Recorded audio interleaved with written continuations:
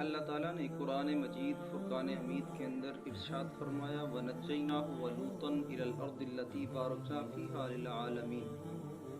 فرمایا کہ ہم نے ابراہیم اور لوط علیہ نبینا علیہ السلام کو ان ظالموں سے نجات دے کر ایسی زمین کی طرف لے گئے کہ جس میں ہم نے جہان والوں کے لیے برکتیں رکھی۔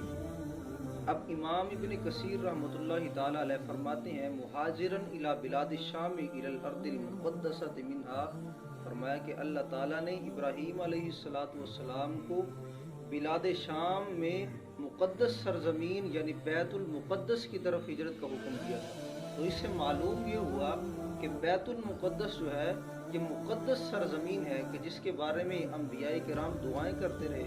حضرت موسیٰ علیہ نبینا علیہ السلام دعا مانگا کرتے تھے، بخاری شریف کی حدیث پاک ہے، فرمایا اللہ کہ مجھے بیت المقدس کے اندر موت عطا فرمانا۔